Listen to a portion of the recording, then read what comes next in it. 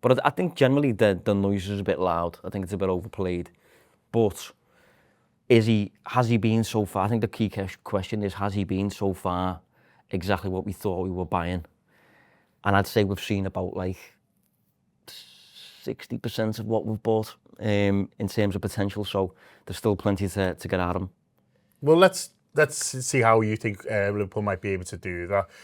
First of all, we've got the setup here. We've highlighted Josh's fantastic idea, Florian Wirtz in a different colour, because we're going to move him around a little bit. So he's in this yellow. You've set this up. You've put him really high. Is that higher than whoever was playing there last season, generally supposed to? Probably a little bit, yeah. I mean, when we did this show last, I thought he was going to play there, didn't I? Yeah. And that was because at the time, Liverpool hadn't signed the striker. Ekitike was getting quoted hefty fees, and Isak was looking, hard to do, basically. As soon as we started getting linked with the striker, I was like, right, it's going to be there then. Some people were chatting over here, not for me. So he's played as a 10 so far. I think it's been a different kind of 10 to what Szoboszlai was. I think Szoboszlai, it was a bit more of like a third eight, a third midfielder, like an advanced eight type vibe, where he's responsible for covering Salah quite a lot, responsible for covering Trent quite a lot. Would get into the box, but ultimately he was a bit more in touch with the other two. I think with Wirtz, we've maybe seen a bit more of that, where he's been a bit more of like a true 10. And because of that, he has done bits over here, roaming and things like that, but he's also been over here quite a lot as well. And we know he leans towards the left side of the pitch based on his time at Leverkusen.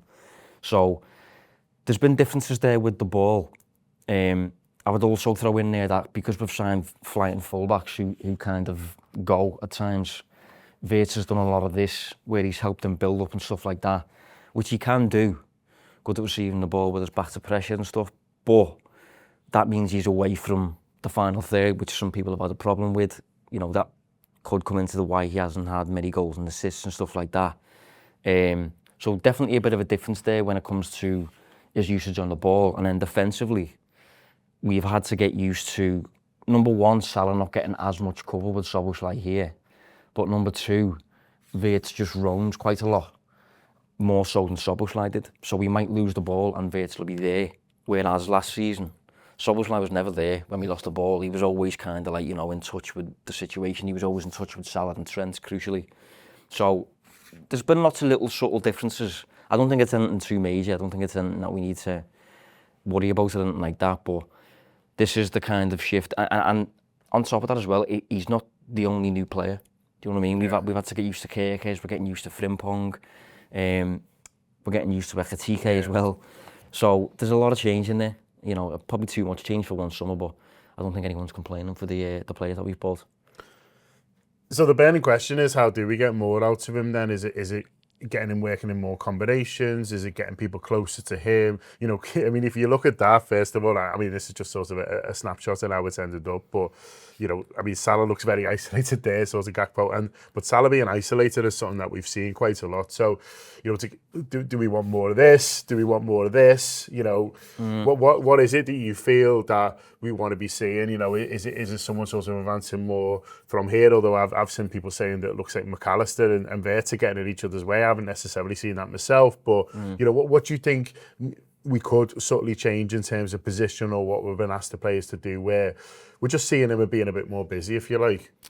Yeah, I don't think there's a great deal that we need to change. I really don't. I think when I think about it, the way in which he's been used so far is roughly how I expected him to be used and how he kind of should be used. I think if there's anything, maybe he's doing the build-up stuff a bit much. And maybe you want him a bit more in touch with the final third, a bit more in touch with a Mo Salah and a Gakpo and an Ekitike or an Isak or whoever. I think a lot of his touches so far in the data and stuff like that is in this half of the pitch. And if you're going to maximise what he's good at, you want him in kind of like these areas sort of thing. On top of that as well, I think he does lean towards the left, and we've seen him on the right at times. But I'm not quite sure how you fix that, because Ekitike and Isak both like this kind of left channel. So if he's just permanently kind of over there floating, and the McAllister thing that you've just mentioned, maybe there is an element of like, he'll get in the way sort of thing. So I remember describing him to you as a swimmer, and I think he needs to be granted that freedom to kind of just float and get involved and stuff like that.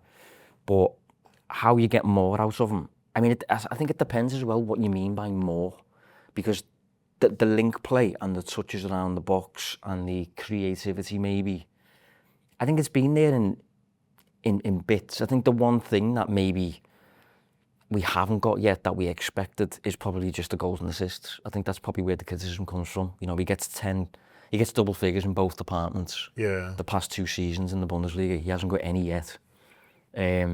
So it's how you start getting them, and the easy answer to that is getting them higher.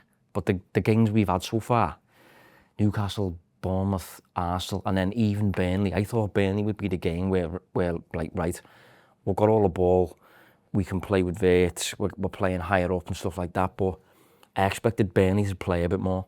I think that was the problem. Burnley were like literally classic Mourinho, like back five, midfield 4, just didn't move for the whole game.